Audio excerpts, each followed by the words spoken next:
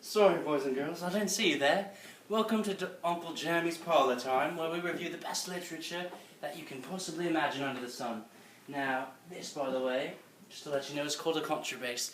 It is also known by many other names, but as a rose is known by many other names, we will simply stick to contrabass for now. So, let's get going, and let's get this alright and settled now, should we? Just, something's not... Oh, that's right. Alright, now, children, can you come over here for a moment? Come to this side of the room. I think I have a good angle at you. Ah, feels much better. And... I feel much more comfortable now, don't you? I thought so. So today, we are going to be reviewing 5 novels.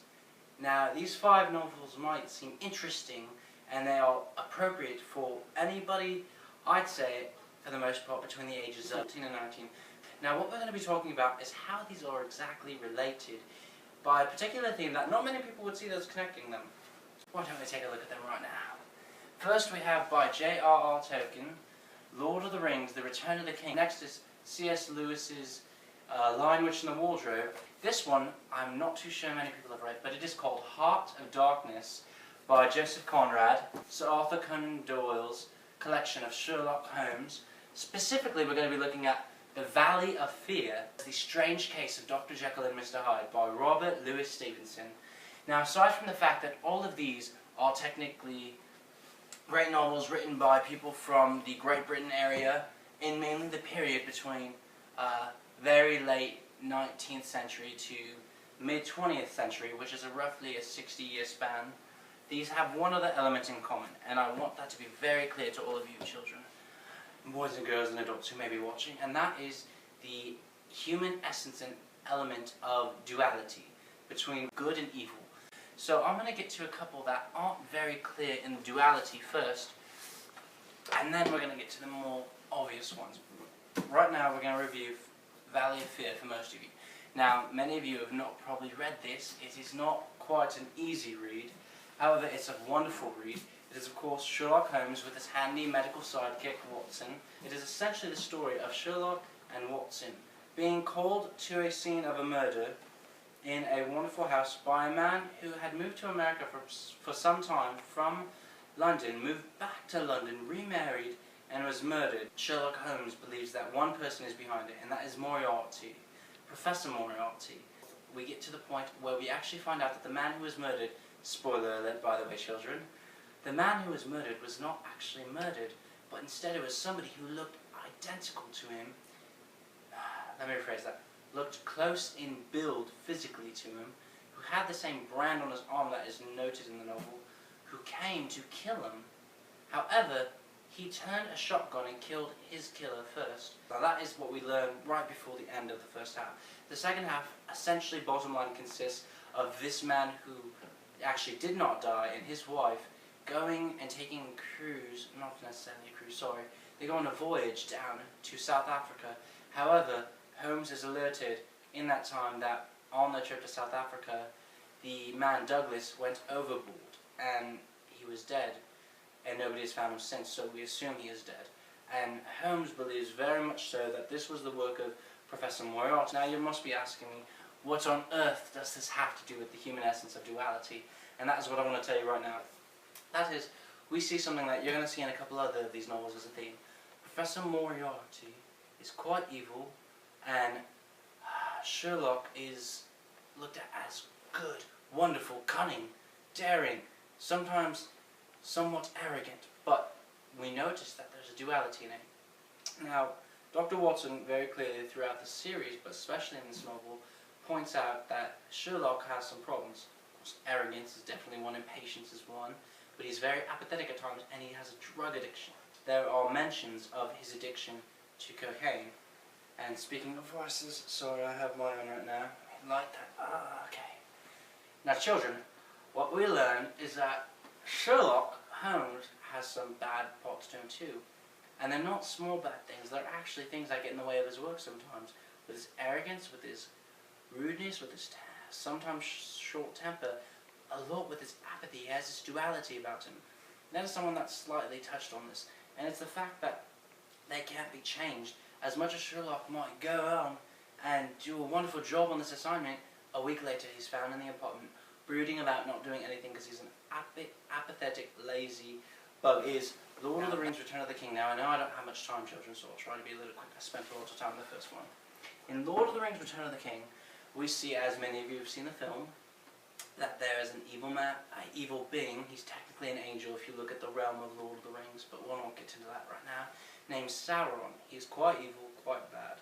Then on the other side, you have many good people. You have these characters, and there's a clear good side who want to destroy this ring of power, and you have the bad side trying to get it back and destroy and dominate the world at that point, Middle Earth to be specific. However, you have a couple characters inside that show quite a bit of duality that is caused by what I like to look at as temptation from the ring, and that is with the characters Frodo, who is quite angry, quite rude to his companion Sam, quite selfish, and Gollum. Now both of them are being tempted by this ring, and there's a duality brought about in them. And specifically, this duality isn't necessarily just pure evil, it's them thinking that they're being good, doing terrible things, and it's the selfishness that rises up. Now, you have C.S. Lewis' The Lion, Witch and the Wardrobe. Now, many of you have probably read this, so I'll be very quickly through it. A family of 4 children, father's fighting in the war, they go to live with a relative, a distant relative in a sense. In this house, they find a wardrobe, they go into it, it takes them to the magical world of Narnia. It's kind of like Disneyland, except without the rides, with evil people who really want to kill you and tempt you. Actually, it's not like Disneyland at all, is it? Give me one moment, children, sorry.